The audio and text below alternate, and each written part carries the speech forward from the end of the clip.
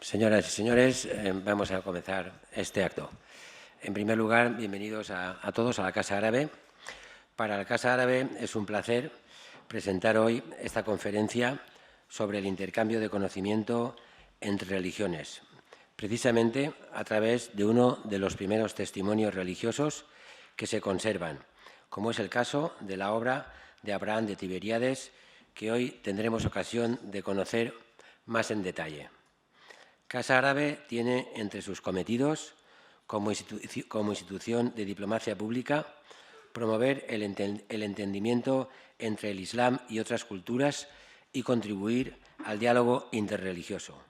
En este sentido, se han organizado en el pasado actos como el Congreso Internacional sobre Pluralismo Religioso en octubre de 2014, organizado junto a las embajadas de Canadá, Estados Unidos y el Centro de Diálogo Internacional de Viena, CAICID, y recientemente, en este mismo año, en el mes de enero, un seminario sobre libertad religiosa organizado junto al Ministerio de Justicia.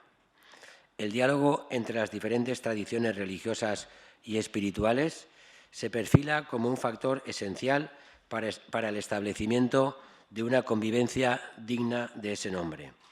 La conferencia de hoy nos recuerda que el diálogo interreligioso no es un fenómeno actual, sino tan antiguo como las religiones mismas. El Islam, además de estar profundamente vinculado en su esencia a los demás credos monoteístas, influyó y se dejó influir desde el primer instante de su historia por las tradiciones espirituales y culturales de su entorno. Sin duda, este es un buen momento para recuperar intercambios que se dieron en el pasado, que nos ayuden a poner en valor el gran legado cultural de dos de las tres religiones monoteístas del mundo. Actos como el de hoy pueden ayudar a contrarrestar los mensajes de violencia y enfrentamiento religioso que grupos minoritarios utilizan como su bandera política y que no tienen ni fundamento ni legitimación religiosa alguna. A continuación, voy a dar la palabra a Carlos Granados, director de la Biblioteca de Autores Cristianos. Posteriormente, tomará la palabra Pilar González Casado, editora y coautora del libro. Seguidamente, Fernando Arias, director de la Fundación Pluralismo y Convivencia.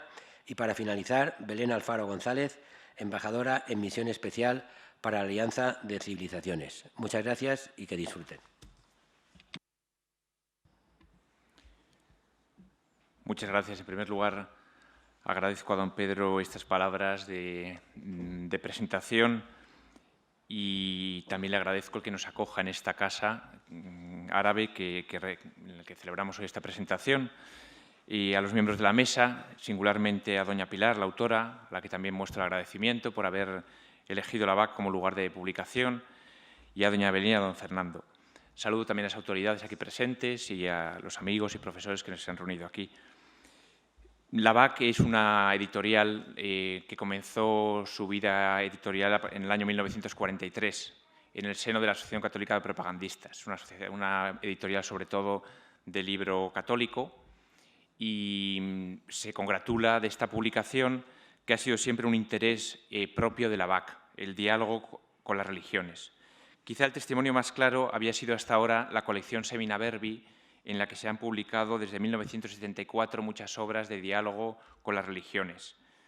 Allí se publicó, por ejemplo, la conocida obra del islamólogo Félix María Pareja, La religión musulmana, y se han publicado otras muchas. Pero, en todo caso, esta colección, que comienza con este volumen, la colección Textos del Oriente Cristiano, abre nuestra editorial de un modo muy singular al diálogo con las religiones y, en particular, con la religión islámica. Quizá puede darnos luz, me parecía que podía iluminar esta presentación, recordar algunas palabras del Concilio Vaticano II, donde la Lumen Gentium da luz sobre este diálogo entre las religiones que es como un heredero natural de lo que aparece publicado en este libro. Voy a leer el número 16 de la Lumen Gentium, que creo que puede servir como un poco de marco a esta presentación. Dice allí el Concilio: el designio de salvación abarca también a aquellos que reconocen al Creador, entre los cuales está en primer lugar los musulmanes, que confesando profesar la fe de Abraham, adoran con nosotros a un solo Dios misericordioso, que ha de juzgar al hombre el último día. En primer lugar, pues me parecía singular esta afirmación de la Lumen Gentium como el afán de dialogar en base al reconocimiento de un creador, de la fe en Abraham. Juan Pablo II dirá que Abraham es para nosotros un mismo modelo de fe en Dios, de sumisión a su voluntad y de fe en su bondad. Y en el mismo Vaticano II, otro texto que puede servir también de marco, Nostra Aetate número 3, dice: la Iglesia mira también con aprecio a los musulmanes que adoran al único Dios viviente y subsistente, misericordioso y todopoderoso, creador del cielo y de la tierra, que habló a los hombres, a cuyos ocultos designios procuran someterse con toda el alma, como se sometió a Abraham, a quien la fe islámica mira con complacencia. Veneran a Jesús como profeta, aunque no lo reconocen como Dios. Honran a María, su madre virginal, y a veces también la invocan devotamente. Esperan además el día del juicio, cuando Dios remunerará a todos los hombres resucitados. Por tanto, aprecian la vida moral y honran a Dios sobre todo con la oración, las limosnas y el ayuno. Si en el transcurso de los siglos surgieron no pocas desavenencias, enemistades entre cristianos y musulmanes, el Sagrado Concilio exhorta a todos a que, olvidando lo pasado, procuren sinceramente una mutua comprensión, defiendan y promuevan unidos la justicia social, los bienes morales, la paz y libertad para todos los hombres. Creo que son palabras del Concilio que tienen una enorme actualidad y que me ha parecido interesante extraerlas a colación de esta presentación. El tono de esta declaración creo que es también el tono de esta obra que publica la BAC. El único Dios misericordioso, creador, que se comunica con todos los hombres, es el lugar de un diálogo fecundo entre las religiones. Y se valora también esa actitud de sumisión ante Dios. Islam es precisamente sumisión ante Dios. En medio de todo no se esconden tampoco las diferencias, como aparece también en esta obra, es decir, la divinidad de Cristo. Me parece que este mismo espíritu pues, resuena también en el diálogo de Abraham de Tiberíades y que, salvando las distancias, que es necesario salvar por el tiempo que ha pasado, los siglos, mi lectura sorprendida de esta obra, como lector de la obra, pues debo decir que me ha procurado este mismo sentimiento del Concilio Vaticano II. En medio de todo se trata de una verdadera disputatio, donde entran los argumentos y donde se da voz también a los elementos comunes de diálogo, que creo que es tan interesante. Solo diré algo más sobre la colección en la que se publica este texto. Es el número 1 de una colección vinculada con la Facultad de Literatura Cristiana y Clásica de la Universidad Eclesiástica San Dámaso. Quiero agradecer aquí presente a don Patricio Navascués, que es el director de la colección y que ha llevado adelante el proyecto con tanto entusiasmo y con tanta dedicación. La colección se coedita con la facultad, con la Universidad Eclesiástica San Dámaso, como he mencionado, y en el comité están, junto al director, aquí presente, están también don Juan Antonio Álvarez Pedrosa, que dirige la serie Paleoeslava, porque aquí no solo serán textos árabes, sino de todo el Oriente cristiano. Está también en la colección don Alberto Quevedo, de Barcelona, para la serie copta, doña Pilar Sainz, que dirigirá la serie árabe, y luego pues don Jacinto González para toda la serie siriaca, Inmaculada Pérez Martín para toda la serie griega y don Patricio para el armenio. Como se ve, es una colección muy ambiciosa, un proyecto muy ambicioso, en el que bueno, pues el presentar el número 1 es un verdadero gusto porque comienza algo grande, de la que esta serie árabe pues será una parte importante, desde luego. La colección se inscribe dentro de la BAC con el fin de recuperar el tesoro de los padres y de los autores eclesiásticos del Oriente cristiano, hablando su mismo lenguaje de fe, y pretende pues, dar voz a esta variedad de corrientes que además incluye una serie de subsidios donde se publicarán otra serie de materiales. Como todas las cosas que quieren perdurar, es necesaria paciencia para ir aguardando los frutos. Y bueno, pues anuncio ya algunos títulos que se irán publicando en esta serie. En breve se publicará también la historia de la literatura árabe cristiana de Graf, que está ya entregada a la editorial y que será también pues, un momento importante dentro de esta serie árabe, y otra serie de textos que están ya en curso de publicación. Nada más que terminar agradeciendo la presencia a todos ustedes. Pues como siempre digo en las presentaciones, me toca una parte comercial, que es pues, decirles que adquieran el libro, que vale la pena, que es un texto pues, verdaderamente valioso para una biblioteca.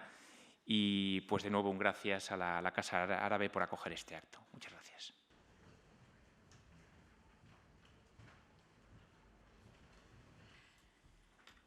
Antes de acometer la grata tarea de presentar el diálogo de Abraham de Tiberíades, quiero agradecer la colaboración y el trabajo de todas aquellas personas que han contribuido a que por fin hoy podamos presentarlo.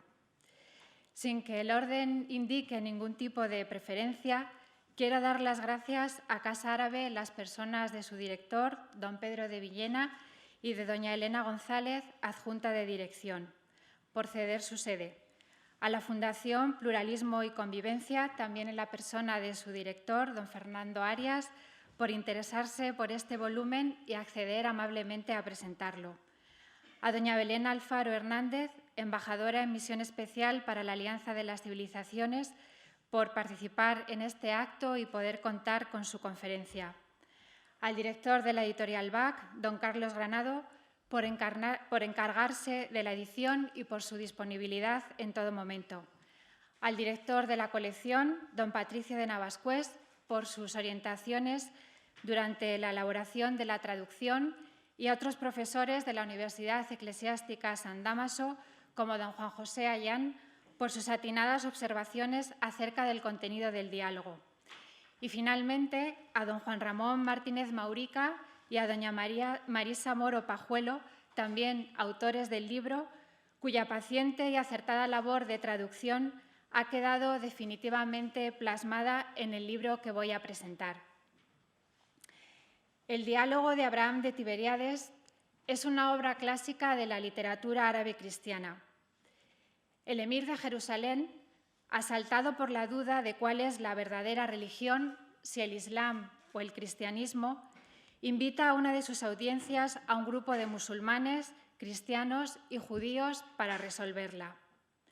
El monje Abraham de Tiberíades, buen conocedor de la Biblia, de la tradición cristiana y del Corán, defenderá la credibilidad del contenido del cristianismo, centrado en las explicaciones de los dogmas de la Trinidad, de la Encarnación, la persona de Cristo, la resurrección, la veneración de la cruz y la veracidad de las escrituras cristianas.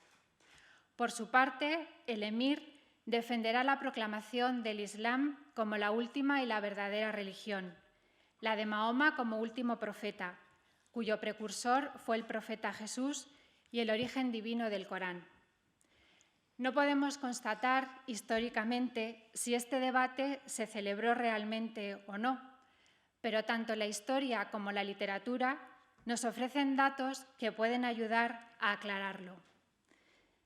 Conocemos la existencia de una institución de la vida intelectual del Islam primitivo, el majlis o audiencia, muy apreciada por ser una sesión a la que se convocaba a los musulmanes para debatir sobre las cuestiones religiosas del momento y a la que se invitaba a los teólogos ortodoxos más reputados y a los heterodoxos, junto con los no musulmanes, los cristianos y los judíos. Ante esta evidencia, se puede afirmar que no debió ser improbable que figuras históricas, como fue el emir protagonista del debate, invitaran a personajes eclesiásticos, monjes o patriarcas, como Abraham de Tiberíades, a las sesiones de sus cortes. Probablemente después, alguien del entorno eclesiástico compondría un informe sobre las sesiones en el que podía emplear diferentes géneros literarios, como la correspondencia epistolar o el diálogo, para expresar un mensaje concreto, en este caso, la defensa de las propias creencias religiosas. Sin traicionar ni a la literatura ni a la historia, lo único que podemos afirmar con seguridad es que los debates convocados por la institución califal mencionada sirvieron como fundamento histórico, como base de verosimilitud, para desarrollar una ficción literaria con fines apologéticos.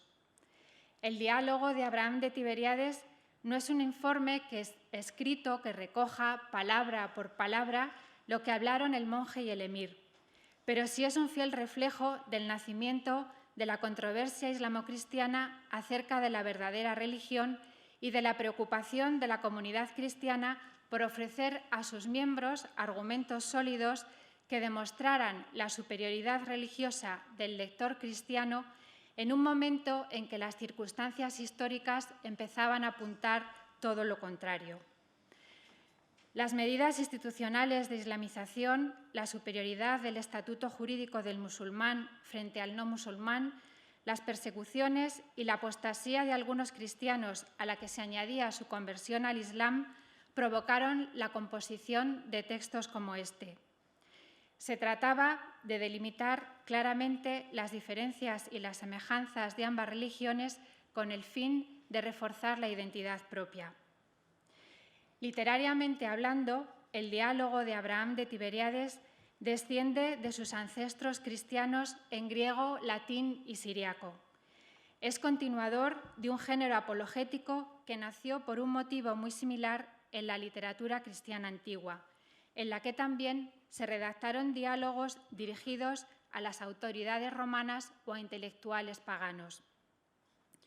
Es interesante destacar algunos paralelismos entre ambas tradiciones literarias. Del mismo modo que los intelectuales cristianos del Imperio Romano recibieron críticas de los sectores cultos y se defendieron recurriendo a categorías propias de la filosofía griega para llegar a la verdad última y universal que, según su parecer, la sabiduría griega solo había podido entrever, los intelectuales cristianos del Imperio Islámico la recibieron de los sabios musulmanes, que les recriminaban haber falseado la religión de Abraham y de Moisés y el mensaje original de Jesús, y no dudaron en recurrir al Corán, la única autoridad irrefutable para el Islam, con el fin de restablecer una verdad que se estaba debilitando, y que el libro sagrado musulmán solo contiene parcialmente, pero no en plenitud. Otra similitud muy llamativa entre estas tradiciones literarias es la actitud de sus protagonistas, reales o ficticios, con respecto al poder político establecido.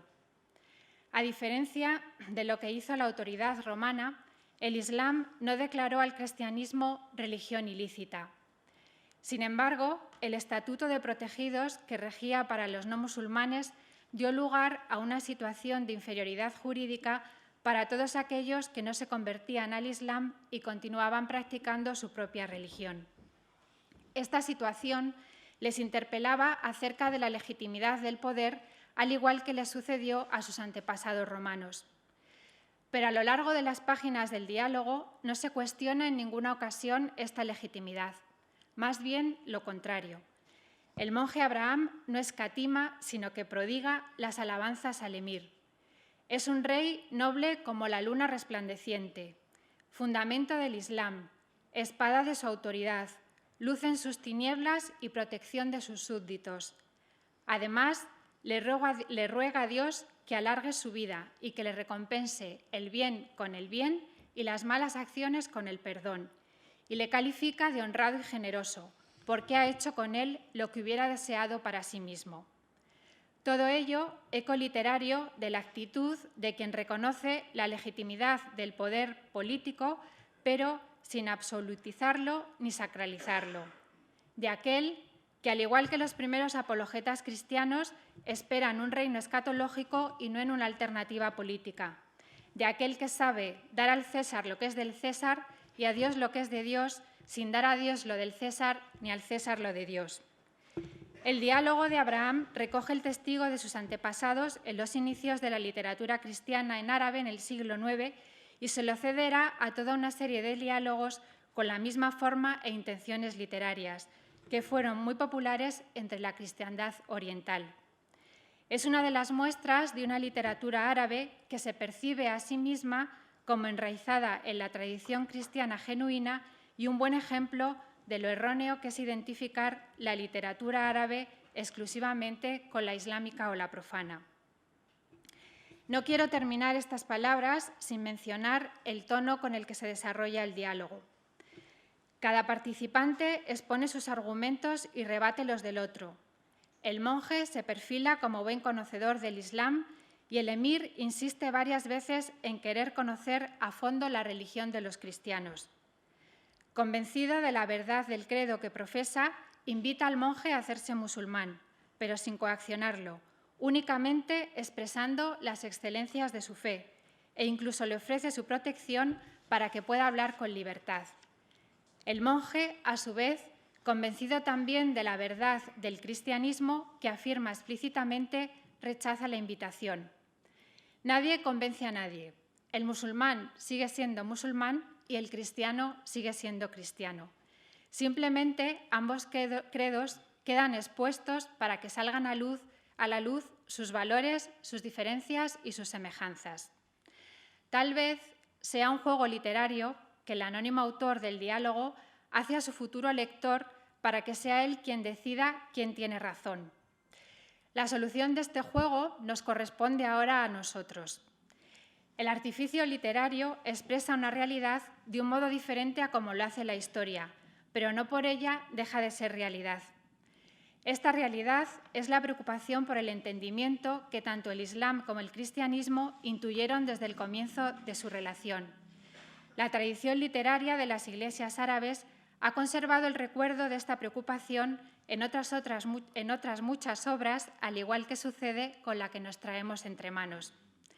Estas palabras de presentación, además de darla a conocer al lector actual, han pretendido también que este recuerdo se convierta en una realidad viva que nos interpele acerca de la necesidad de conocer al otro respetando su alteridad, para superar errores y prejuicios.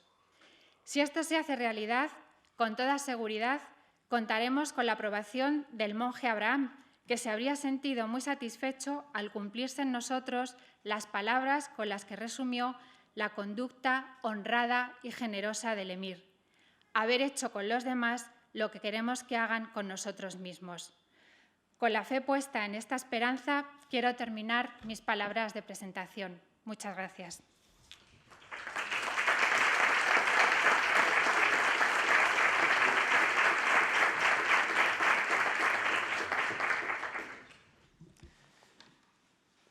Buenas tardes. En primer lugar, quisiera agradecer a los organizadores de esta presentación la invitación a la Fundación Pluralismo y Convivencia.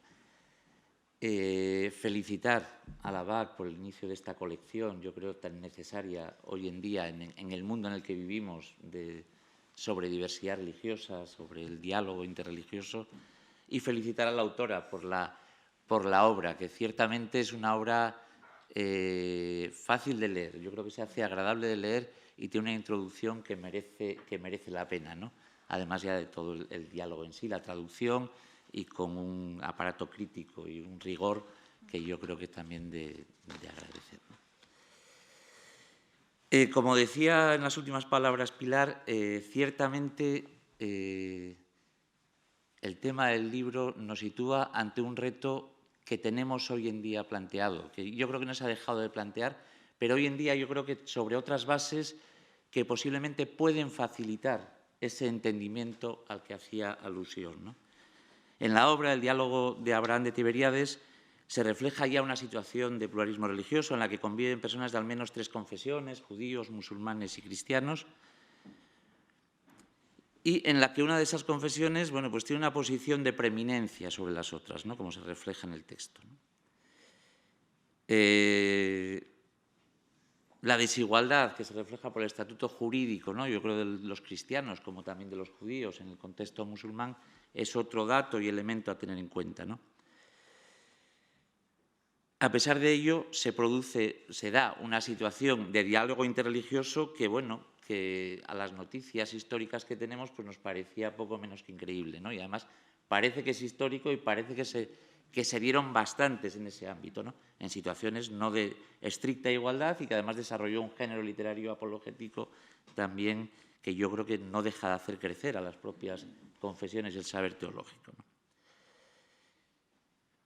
Yo diría también que el diálogo se basa en un tema, que es convencer al otro, es sobre la verdad de la religión, ¿no?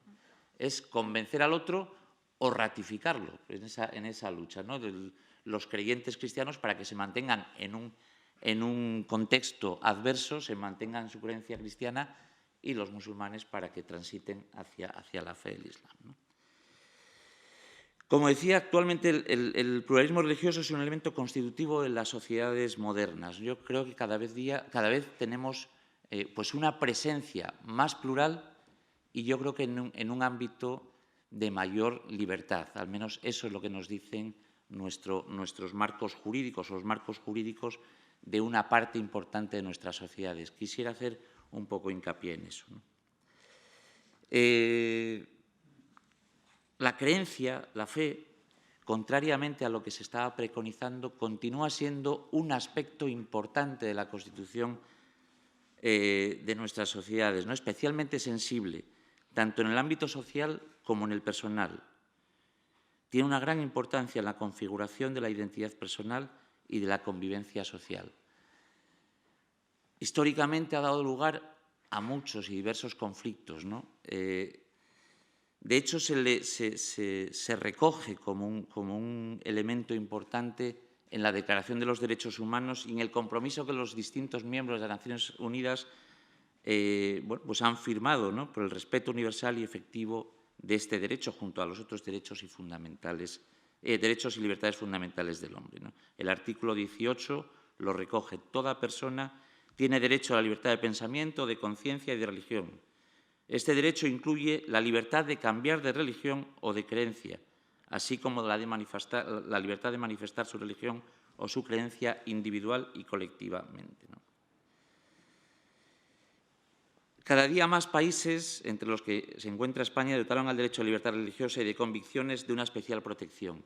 En España este derecho, bueno, pues se recoge en la Constitución del año 78. Tenemos todavía una historia de libertad religiosa muy corta, 40 años, ¿no? de libertad religiosa, y con un pasado bueno, pues un tanto conflictivo respecto a este tema, y una clara confesionalidad del Estado con distintos momentos de un mayor consentimiento de esa libertad religiosa o menor, ¿no?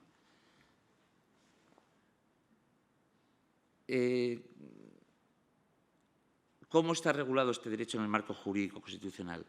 Está recogido en el título primero de la Constitución de los Derechos y Deberes Fundamentales y sitúa a la dignidad de la persona como la piedra angular sobre la que se sitúan y se apoyan y se soportan todos estos derechos fundamentales.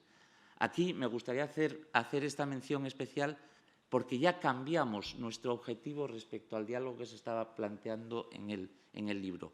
No estamos debatiendo respecto a la verdadera religión, a la verdad de la religión de una a otra, sino estamos ensalzando la dignidad de la persona y en base a ella respetando la libertad y su opción de fe concreta, su creencia, como un elemento constitutivo de su identidad y fundamental en su expresión exterior e interior y su configuración interior.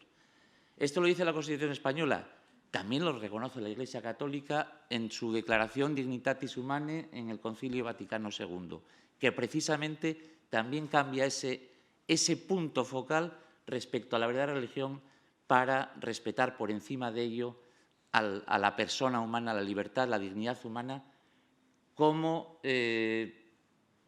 hijo de Dios, como creado a imagen y semejanza de Dios, ¿no?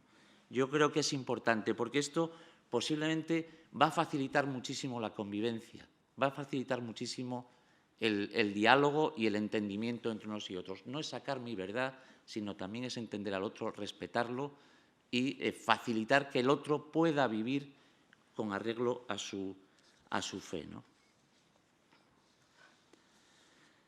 En la Constitución después aparece de una manera expresa en el artículo 14, los españoles son iguales ante la ley sin que pueda prevalecer ninguna discriminación por razón de nacimiento, raza, sexo, religión, opinión o de cualquier otra condición o circunstancia personal. Por lo tanto, estamos ya, respecto al libro, también en un régimen de igualdad. Ya no se produce ese estatuto jurídico de inferioridad o de superioridad de unas confesiones a otras. Estamos hablando en el marco jurídico, tal como lo reconoce nuestro marco jurídico. Y el artículo 16 se garantiza la libertad ideológica, religiosa y de culto de los individuos y de las comunidades. De los individuos y de las comunidades. Estamos hartos de escuchar por los medios de comunicación, por manifestaciones personales, que el derecho de libertad religiosa y de convicción es un derecho individual, perteneciente a la esfera íntima de las personas. No. Nuestro marco jurídico le da ese reconocimiento colectivo, como derecho también colectivo, individual y colectivo, porque es una necesidad del propio derecho individual, la manifestación pública y la vida comunitaria. Y entonces, esto lo está también protegiendo nuestro marco jurídico. Yo estoy cansado de escucharlo en debates, tertulias, en la radio y tal. Yo creo que no es más que que un desconocimiento, ¿no?, de nuestro marco jurídico. Sin más limitaciones en sus manifestaciones que la necesaria para el mantenimiento del orden público. La libertad religiosa solo tiene, digamos, 4 limitaciones. El orden público, que es la seguridad, la salubridad y la moralidad pública. Moralidad pública podemos entender el conjunto de valores constitucionales. Y, por otro, lógicamente, los derechos fundamentales de las otras personas de nuestra sociedad, ¿no? Nadie podrá ser obligado a declarar sobre su ideología, religión o creencias.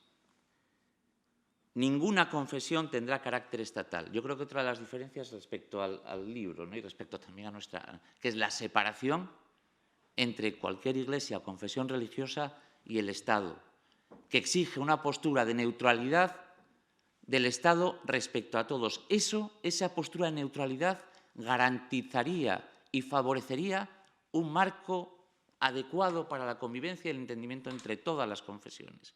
Yo creo que es fundamental la postura de los poderes públicos y las administraciones públicas respecto a las distintas manifestaciones. Ningún ciudadano es superior a otro. Estamos diciendo que esto se apoya en la dignidad de la persona. Y esa dignidad hay que cuidarla, hay que protegerla y hay que preservarla.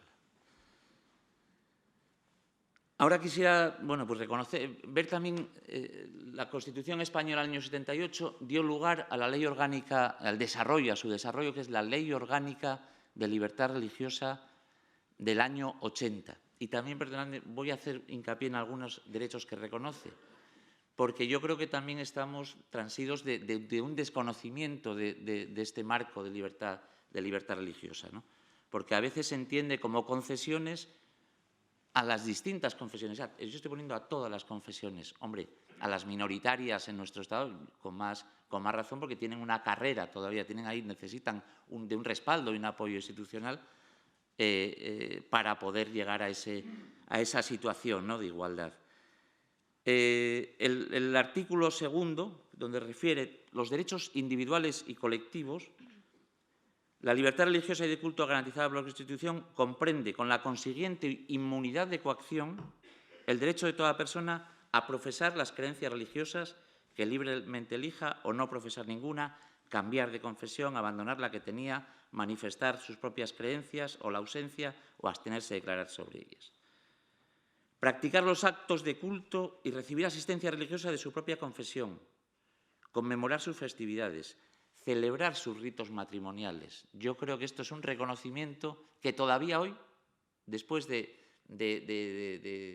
año 80, pues de 36 años, ¿no?, si no me equivoco, todavía no se hace sino con dificultades que los ministros de culto de distintas confesiones puedan tener, se le reconozcan los efectos civiles que el propio marco jurídico lo reconoce, ¿eh?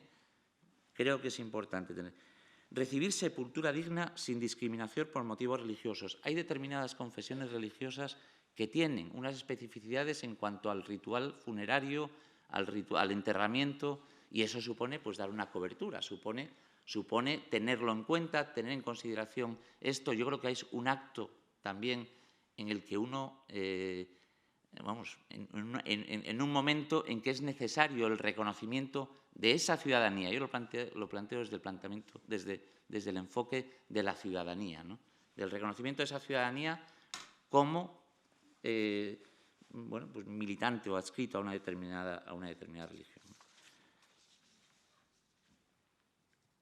Recibir e impartir enseñanza e información religiosa de toda índole, ya sea oralmente o por escrito o por cualquier otro procedimiento, y elegirla para los menores no emancipados e incapacitados, ¿no?, bajo su dependencia. Reunirse o manifestarse públicamente con fines religiosos y asociarse para desarrollar comunitariamente sus actividades religiosas. Está lo de que no pertenece al ámbito de lo íntimo, sino pertenece al ámbito público el reconocimiento de determinados derechos. Y está también con otra cosa que a nosotros que nos toca en la Fundación, nos toca trabajar en este ámbito, sobre todo con las administraciones públicas, pues la no concesión cantidad de veces de determinados equipamientos públicos, centros culturales. No, es que a una entidad religiosa no se le puede permitir. O sea, algo que estamos elevando a una especial protección, hay veces que lo conseguimos es que se le restrinjan sus derechos por esa especial protección, por ser religioso. No, no, ojo, enfoquémoslo adecuadamente, ¿no?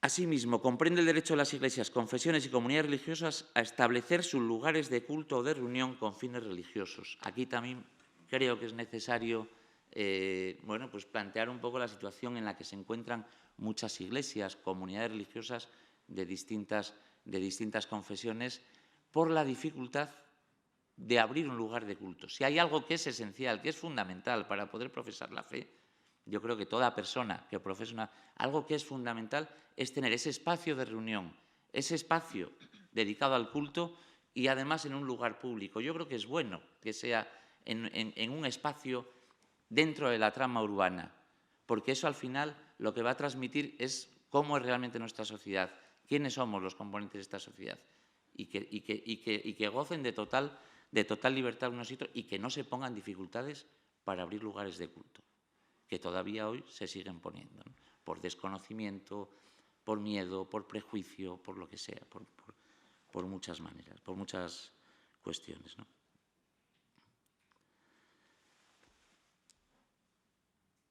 Divulgar y propagar su propio credo no es algo que esté prohibido. El proselitismo es algo que está permitido. No se le pone ningún tipo de restricción, más que los que decíamos del orden público, el respeto al derecho fundamental de los otros, ¿no? Y a mantener relaciones con sus propias organizaciones o con otras confesiones religiosas, sea en territorio nacional o en el extranjero, ¿no? Para la aplicación real y efectiva de estos derechos, los poderes públicos adoptarán las medidas necesarias para facilitar la asistencia religiosa en los establecimientos públicos, militares, hospitalarios, asistenciales, penitenciarios y otros bajo su dependencia. Es decir, todos aquellos en que de alguna manera sienten limitado su derecho al culto por, bueno, pues estar en un régimen de internado por distintos motivos, y así como la formación religiosa en centros docentes públicos.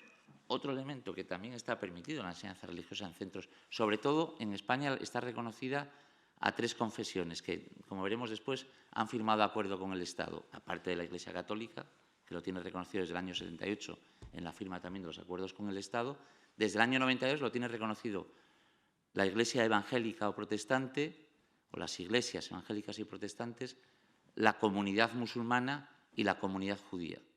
Únicamente, bueno, pues desde la solicitud que hagan los padres de estos niños, en cuanto haya más de 10 niños, ya el Estado se compromete a poner el Estado, ojo, el Estado o la comunidad autónoma depende en quién resida la competencia de la educación, ¿no? Esto es algo que también no se está dando completamente. Por ejemplo, hoy en día hay 48 profesores de religión musulmana. Hay muchas más solicitudes. De enseñanza religiosa evangélica creo que andan en torno a los 180 o 200 profesores. También es insuficiente respecto a la demanda que existe. Y hay comunidades autónomas enteras que no la tienen. La demanda de los creyentes judíos no existe esa demanda. Pero en esos 2 casos claramente hay una insuficiencia en la respuesta que ha dado la Administración pública a las personas que lo solicitan. Por último, otro artículo de la Ley Orgánica de Libertad Religiosa, y que es una excepcionalidad respecto a cualquier tipo de organización, es que las iglesias, confesiones y comunidades religiosas inscritas tendrán plena autonomía y podrán establecer sus propias normas de organización, régimen interno y régimen de su personal. Esto es precisamente por la cuestión de la separación Iglesia y Estado. En todas las organizaciones se exige, en todas las organizaciones, asociaciones, etcétera, dentro del marco jurídico español, se les exige unos determinados requisitos para la constitución de estas organizaciones. Por ejemplo, un régimen democrático. Aquí, en absoluto. Son totalmente autónomas las confesiones las iglesias y comunidades religiosas, precisamente por una especial protección de este derecho. Decíamos, Constitución española, Ley Orgánica de Libertad Religiosa y después los acuerdos, que son ya las concreciones del reconocimiento de los derechos a las determinadas confesiones. Desde el año 79, desde el año 79 existe el acuerdo entre el Estado español y la Iglesia Católica. Y en el año 92, el 10 de noviembre del 92, se firmaron los acuerdos con las organizaciones de la Iglesia protestante, la FEREDE, Federación Española, Federación de Entidades Religiosas Evangélicas de España, la CIE, Comisión Islámica de España, y la Federación de Comunidades Judías de España, que no supone más que un desarrollo de estos mismos derechos y una concreción.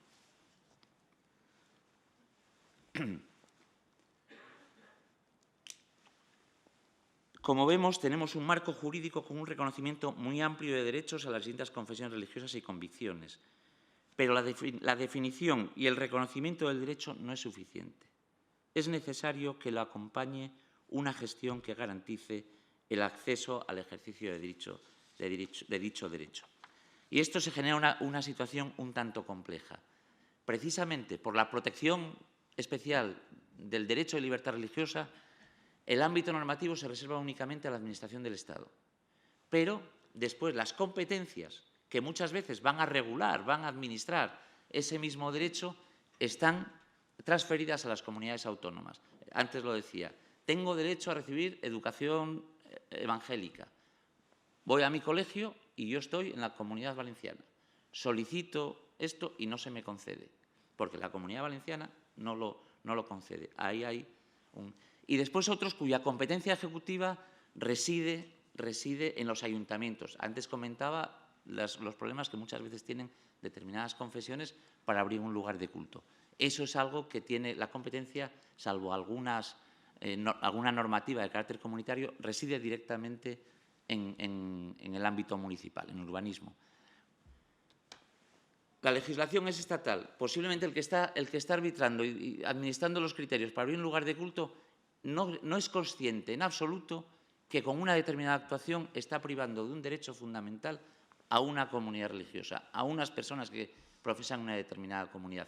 Esta distancia muchas veces impide una adecuada gestión del derecho de libertad religiosa, ¿no?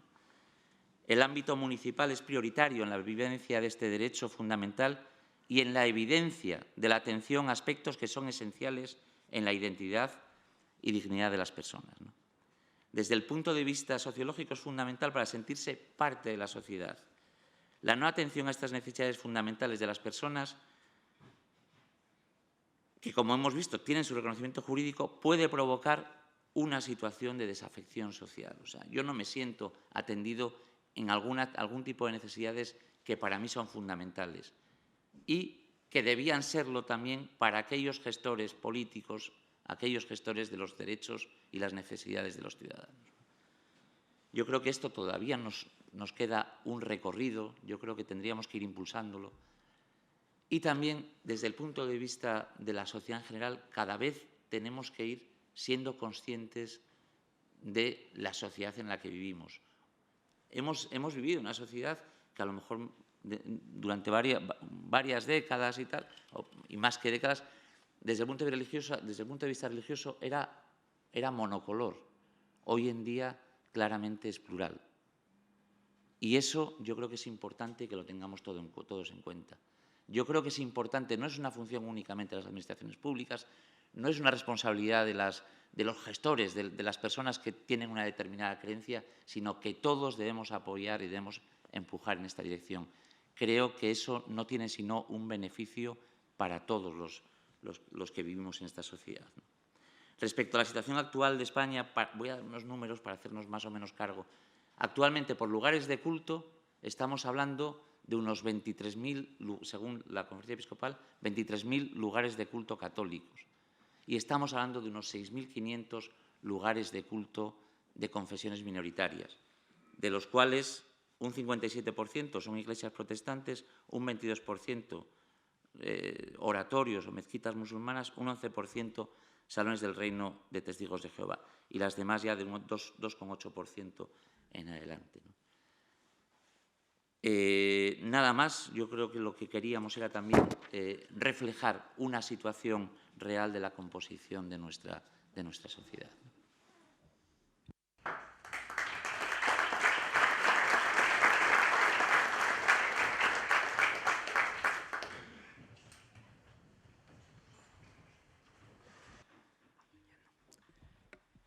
Muchas gracias. Querría, en primer lugar, agradecer la invitación a asistir a este acto por parte del director de Casa Árabe, el embajador Villena, así como a los organizadores y también felicitarles por este libro, al director de la Biblioteca de Autores Cristianos, Carlos Granados, y la editora y coautora del libro, Pilar González. Enhorabuena por el libro, que con una gran brillantez y un nivel muy elevado de investigación que ha dado lugar a este diálogo de Abraham de Tiberíades. Bien, bueno, en mi caso yo voy a hablar de la situación actual. Voy a conectar el tema principal del libro, Diálogo interreligioso, con la situación actual en el mundo y a nivel iniciativas internacionales, a nivel internacional, lo que hace España, y tanto diálogo interreligioso como diálogo intercultural. Vivimos hoy en día en un mundo globalizado, un mundo que cada vez es más intercultural, complejo e interconectado, un mundo en el que las crisis se propagan a la velocidad de un clic y se extienden rápidamente a través de las fronteras. Cada año, más de 1.000 millones de personas cruzan fronteras internacionales y 25% son menores de 25 años. 1 de cada 3 conflictos en el mundo tiene una raíz cultural o religiosa. La globalización ha traído muchos efectos positivos, pero también ha provocado tensiones por diferencias religiosas o culturales. Se está produciendo en los últimos años un aumento sin precedentes de la xenofobia, la intolerancia y el extremismo en el mundo. A este respecto, querría resaltar que el extremismo no puede ni debe asociarse a ninguna religión, nacionalidad, civilización o grupo étnico. En este marco son fundamentales las diversas iniciativas internacionales que promueven el diálogo intercultural e interreligioso con el objetivo de tender puentes entre las distintas comunidades religiosas y facilitar las relaciones y el entendimiento. Bien, entonces, en primer lugar, voy a destacar lo que hace España en el ámbito internacional del diálogo interreligioso e intercultural. En segundo lugar, me voy a referir a lo que consideramos que deben ser los sectores prioritarios de acción y los actores fundamentales. Y, en tercer lugar, a cómo reforzar la cooperación a nivel internacional. Respecto al primer aspecto, España. Bien, en el ámbito internacional, para España es una prioridad la promoción del diálogo interreligioso e intercultural. Y para ello tenemos una acción líder a nivel internacional mediante 2 iniciativas. Por una parte, con la Alianza de Civilizaciones de Naciones Unidas y por otra, con el Centro de Diálogo Interreligioso Internacional de Viena, el CAICID. Dentro de la Alianza de Civilizaciones, que es programa de Naciones Unidas, pero copatrocinado por España y por Turquía, apoyamos una actuación en 3 niveles, a nivel internacional, regional y nacional.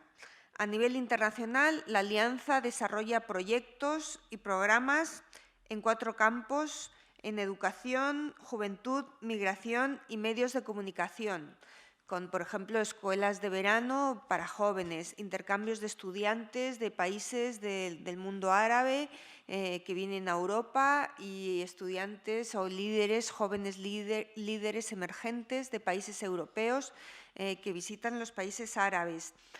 Por ejemplo, el Festival de Vídeo Plural Plus, para incentivar programas de vídeo hechos por jóvenes que apoyan la integración social de los emigrantes en los países europeos. programas de formación de profesores en el norte de África, en Marruecos y en Egipto, programas de formación de periodistas, el mecanismo de respuesta rápida en los medios de comunicación para dar comentarios, posiciones neutras cuando se producen fenómenos de radicalización para no fomentar una mayor violencia, o el programa, por ejemplo, Peace Up, para la realización de vídeos y aplicaciones para móviles que fomenten el respeto intercultural. También se actúa la alianza a nivel regional, con estrategias regionales para el Mediterráneo, el sudeste de Europa y para Latinoamérica, y a nivel nacional con planes nacionales de diálogo interreligioso, intercultural, por los distintos países que son miembros de la alianza, que son 140, un grupo de amigos de 140 miembros, con 120 países y 20 organizaciones internacionales y regionales. La Alianza de Civilizaciones también promueve el diálogo interreligioso.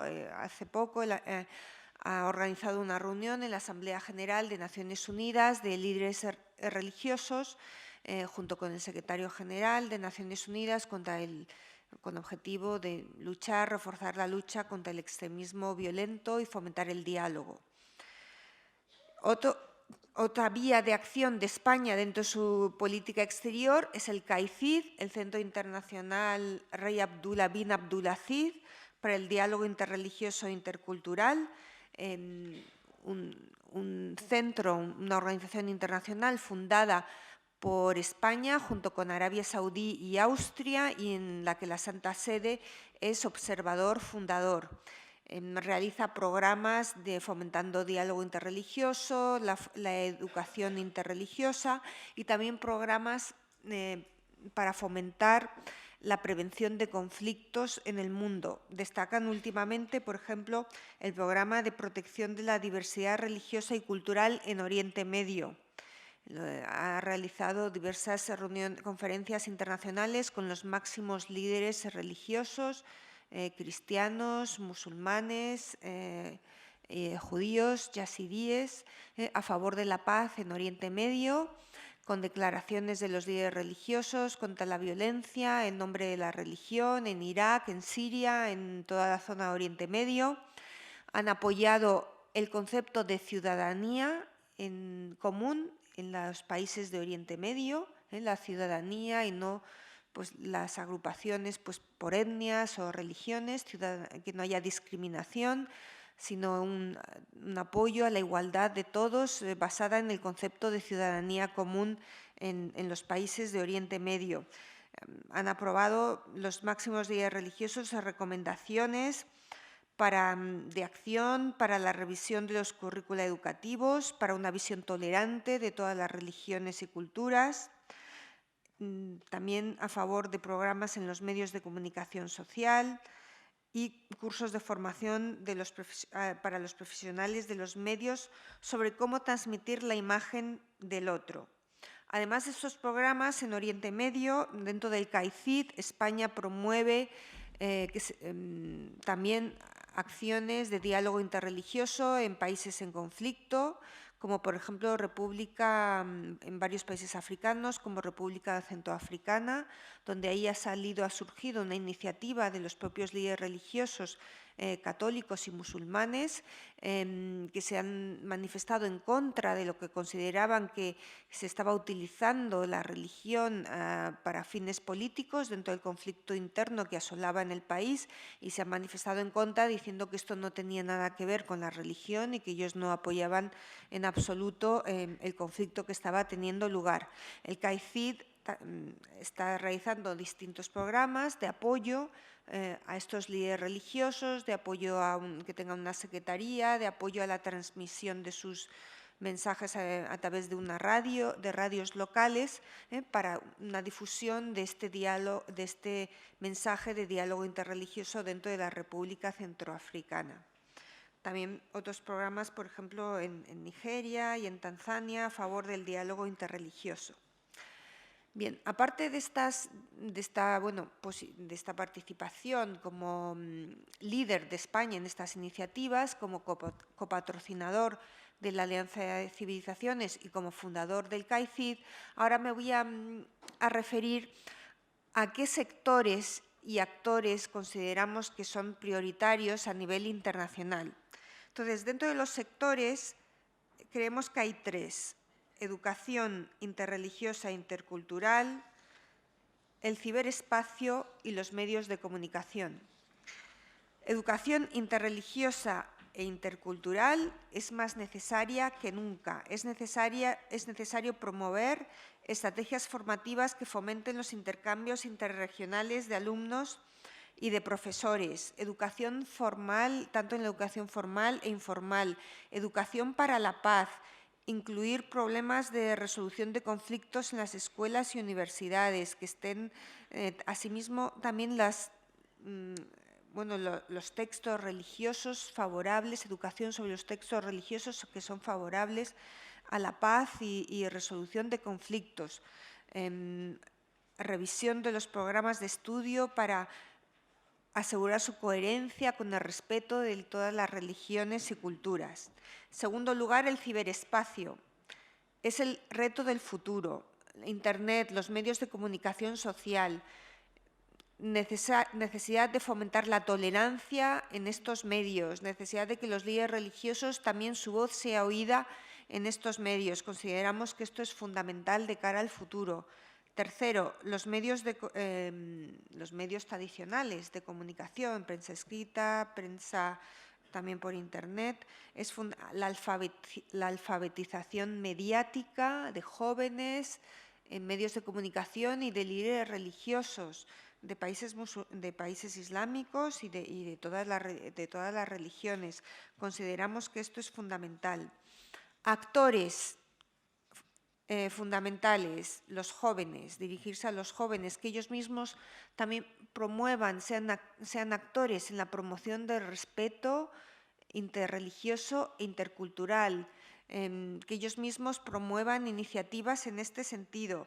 Las mujeres, actor muy importante. Las mujeres también pueden ser promotores de la tolerancia en iniciativas interreligiosas dentro de sus comunidades, asimismo apoyando la prevención y resolución de conflictos.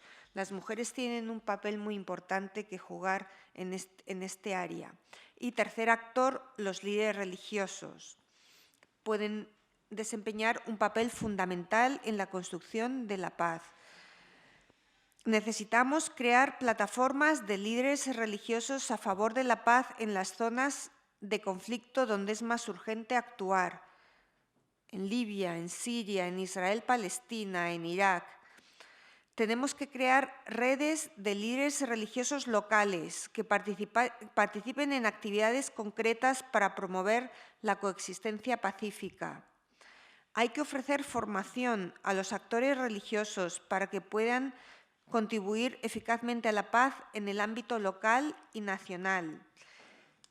Como he dicho antes, para que también ellos puedan tener acceso a los medios de comunicación social, a la radio, a Internet, enviar los mensajes de paz por medio de estos mecanismos.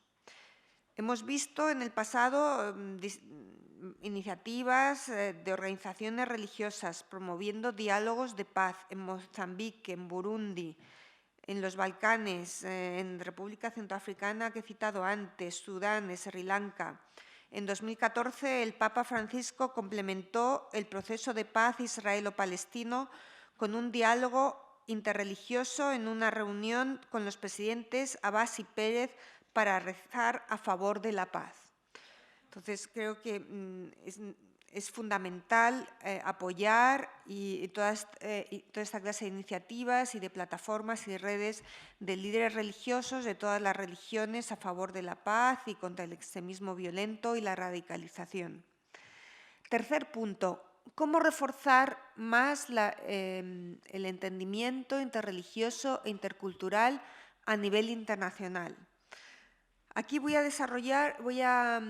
citar dos cuestiones. Por una parte, la cooperación entre organizaciones regionales. Consideramos que esto es fundamental, que organizaciones regionales tienen un papel fundamental y que es muy importante que se coordinen más entre sí, la Unión Europea, Consejo de Europa, la OSCE, que es la Organización para la Seguridad y Cooperación en Europa, cooperación con la Organización para la Cooperación Islámica, con Alexo y con ISESCO, que son las organizaciones para la educación y la cultura en el mundo islámico y en el mundo árabe.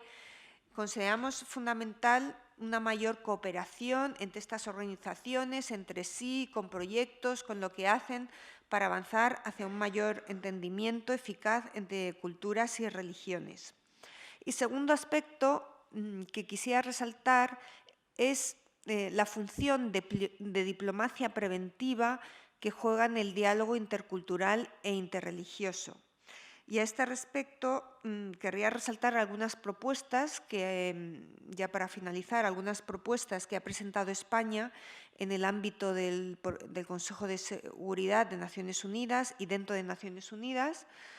Por una parte, hemos propuesto la creación de un equipo de mediadores expertos en cuestiones interculturales e interreligiosas que puedan ser desplegados en apoyo de los esfuerzos de mediación y diálogo de Naciones Unidas. Hemos propuesto la inclusión de expertos en aspectos interculturales e interreligiosos en las operaciones de mantenimiento de la paz de Naciones Unidas y también en la consolidación de la paz en los países que han sufrido conflictos. En estos, las medidas de apoyo a la reconciliación deben comprender también los aspectos interculturales e interreligiosos. Y por otra parte, conectado con el diálogo y el respeto intercultural e interreligioso, también está la lucha y la prevención de la radicalización y del extremismo violento, y a este respecto España ha propuesto en el Consejo de Seguridad de Naciones Unidas 2 medidas. Una, la creación de un representante especial del Secretario General de Naciones Unidas para la prevención y lucha contra el extremismo violento, y la segunda, la creación de un Tribunal Internacional contra el extremismo violento y el terrorismo.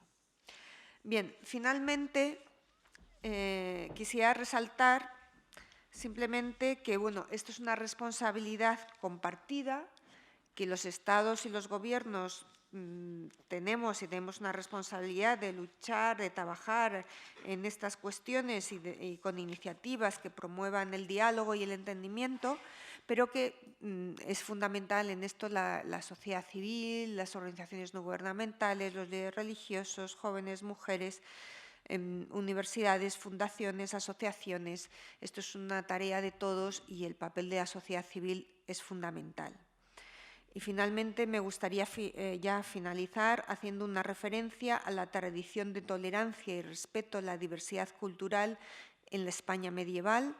La Escuela de Traductores de Toledo promovió una existencia pacífica y un entendimiento mutuo entre cristianos, musulmanes y judíos mediante el intercambio de conocimientos y de tradiciones educativas. El resultado fue una cultura común de tolerancia, sabiduría y pensamiento mucho más rica. Muchas gracias.